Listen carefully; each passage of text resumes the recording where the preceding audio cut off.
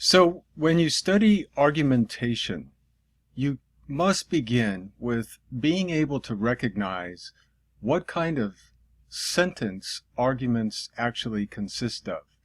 And therefore, when you're reading a passage or you're listening to somebody speak, you can immediately either discount a large number of the sentences that are spoken or written, or else you can try to determine what the semantic equivalent is of particular utterances or things that have been written down, so that they can figure into an argument. What I mean by semantics is simply the meaning. So sometimes something, for example, will sound like a question, and yet upon careful consideration you'll realize it's not a question at all, but rather it's a statement. So let's begin by simply distinguishing the types of sentences that actually occur within the English language, but probably within virtually all languages. And so the moral of this story is going to be, in part, in addition to our being able to simply recognize what kind of a sentence any given sentence is, the moral is going to be that the kind of sentence that we're dealing with in any particular juncture is not determined by punctuation, but rather it's determined by the actual meaning of the sentence. What kind of communicative function is the sentence performing? So, for example, if I say something like, is it raining outside at this moment? Presumably, I'm asking a genuine question. Now, of course, there are some contexts in which that very utterance could be used as a way of nudging somebody into perhaps not carrying a raincoat or an umbrella, and likewise, it might be used as a way to nudge them into carrying a raincoat or an umbrella.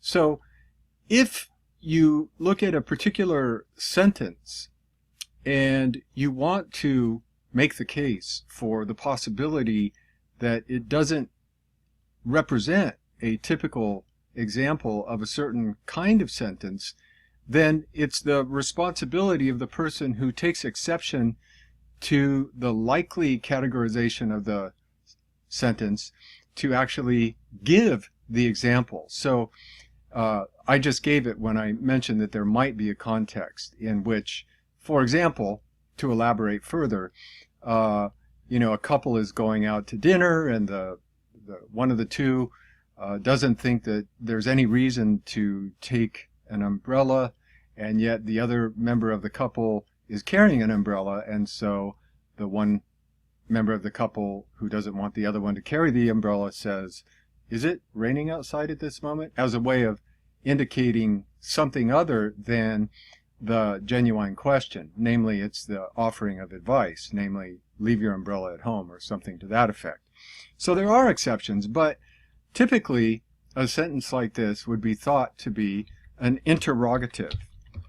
And so there's a kind of a peculiar feature with a lot of the names of these sentences, and that is that they tend to be almost hostile in tone, right? So when we see the word interrogative, we tend to think of the word, or we can easily be persuaded to think of the word interrogate, right? And so what is an interrogation? It's a prolonged set of questions that are asked that are intended to break you. All right, but nonetheless, interrogative sentences are sentences that ask genuine questions. Now here, the way I've written it isn't quite accurate because I've said they ask genuine questions. The sentences themselves don't technically ask anything, but rather we use them to ask genuine questions. So maybe I'll clean that up. We use these to ask genuine questions. And so, again, if the meaning of a particular sentence is such that it's asking a genuine question, then we classify it on the basis of the meaning. We classify it as an interrogative. Now, if I write the sentence, it is raining outside at this moment, this is a different kind of sentence, and it is a declaration about the way in which the world supposedly is. Now, that is not, obviously, not to say that it is necessarily true, but notice that it's the sort of thing that would either be true or false. And you might as well note that it's either true or false independently of whether we know it to be true or false. And there'll be more about that later. So it's not a question of what we know, believe, hope, wish, desire, intend, and so on and so forth, but rather it's simply the sort of thing that is either true or false, period. And so such sentences are called declarative sentences, and we use these to make statements or claims about the world. So now we have interrogatives and we have declaratives. What other kinds of sentences are there? Well, let's see. There are imperative sentences. And again, you see that there's something a little bit odd about this, because imperative makes it sound as though, it is imperative that you be to class on time, right? It is as though the very word suggests a little bit of hostility or kind of like control or authority. But there's nothing inherent in the concept of an imperative sentences that absolutely demands adherence to the part of the reader of the sentence or the listener of the sentence if it's spoken. But rather, what is characteristic of an imperative sentence is that we use these to try to get somebody to do, or perhaps more rarely also to believe something. That latter class, those cases where we use imperatives to try to get somebody to believe something, can very often sound strange to many of us, myself included, and perhaps in some future talk we'll try to get closer to the heart of why we feel like it's funny to be told to believe something. I think it might say something rather profound about the mind and our capacity, or the human mind and our capacity as rational beings. So what's an example of an imperative sentence? Well, I think in this case I'll give you a couple so that you can see that the decision to classify a sentence as imperative is not based, once again, on punctuation, but rather it's based on the meaning or the function, the use to which we put such sentences. So, for example, I may say to a child that I'm involved in the life of, do your homework now. Now, that one does sound like very characteristic and familiar sort of imperative, right? In other words, I'm ordering somebody to do something.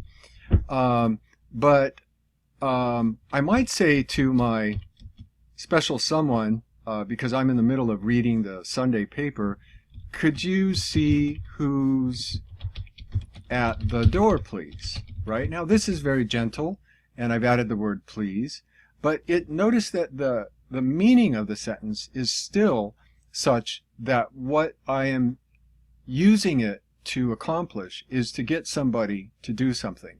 And it's because of that feature that we classify it as an imperative. So once again, anytime we use a sentence to try to get somebody to do, or perhaps to believe something, we classify these as imperatives. So there should be 5 total. So let's see what else we have. We have interrogative, declarative, imperative, and next we'll add exclamatory. Exclamatory sentences are kind of a demon variety of sentence from my point of view, because it is so often the case, seemingly, that we could readily translate them into another sentence that is declarative or perhaps some other class of sentence equally well, but very often they are masquerading declaratives. In other words, when you state something about your psychological attitudinal state of being at a given instant, you are actually making a declaration. You're portraying yourself as having this attitude. We know this partly because we can fake it. And just as we can say things that we know aren't true, so we can we can utter declarative sentences knowing clear well that they are false. So likewise, we can feign having a certain attitude towards something for whatever motivational reason may underlie it. It could be quite a variety. But exclamatory sentences are nonetheless a category of sentence, and there's a misnomer that they all end in an exclamation mark because the word, after all, is exclamatory. And that, in fact, is not the case.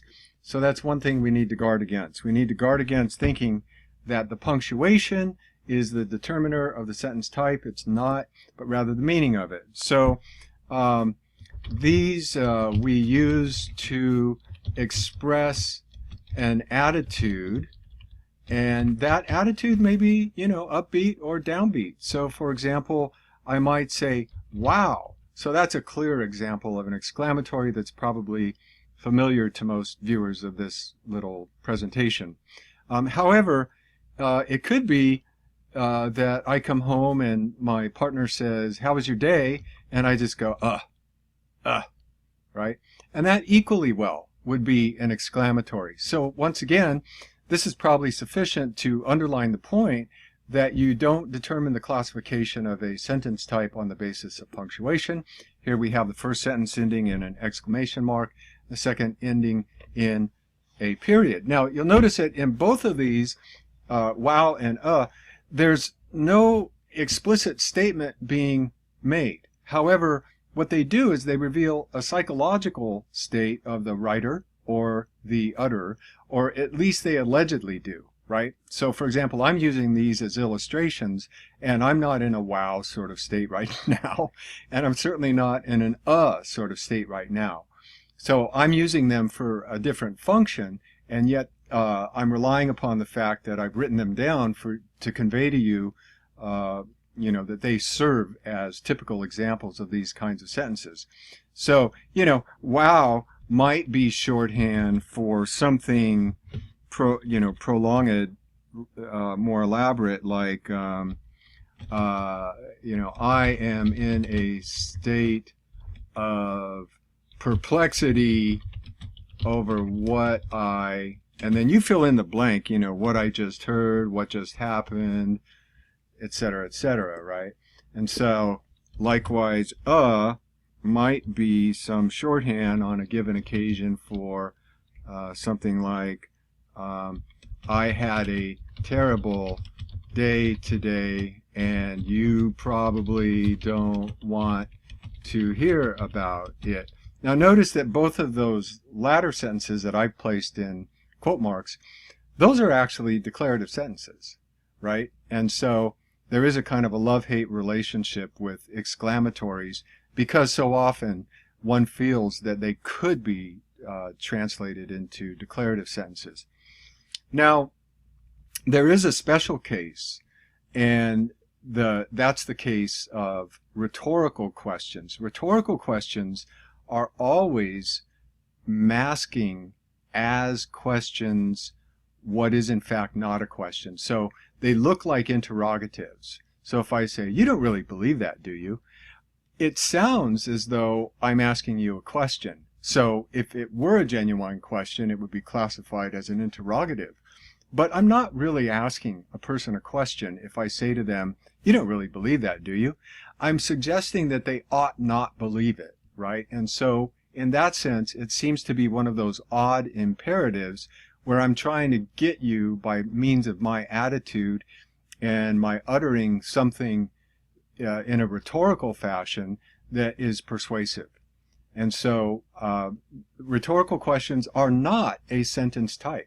They are never interrogatives, and they are either declaratives or imperatives masquerading as interrogatives to lessen the blow and shift the attention away from what it is that the speaker or the writer actually believes. And as critical thinkers, or careful thinkers as I prefer to put it, we always want to take on the responsibility for our meaning, the semantics, the meaning. We want to make it as clear as possible. So strictly speaking, from a careful point of view, we want to eliminate rhetorical questions from our language, from our speaking and our writing. Now, whenever I say something like that, it makes it sound as though I'm saying rhetorical questions are always bad. I'm actually not. I'm just saying that for the purposes of this course, we are going to exclude them as much as possible. So it's a disciplinary norm rather than a mandate that must be obeyed for the rest of your existence. The idea is that it will, this time spent in critical thinking, it will inculcate within you, it will make a part of you the recognition of when it is that you're uttering a rhetorical question, and therefore you'll be more likely to avoid them. Finally, performative. Performative sentences. These actually bring about a social reality. So performative sentences, I should say. One example, probably the most obvious, is saying I do, and then the minister says I now pronounce you man and wife, or husband and wife, or I now pronounce you to be married. How's that? Because we don't want to be offensive in our current day unnecessarily, right? But another one would be, I promise. That would be an obvious example. Let's see if I can move this up a bit. I promise you. I promise to meet you at 4 o'clock. Notice that literally, it's the sentence itself that brings about something new. If the sentence hadn't been written or uttered, then that obligation, which is a genuine part of social reality, would not have existed.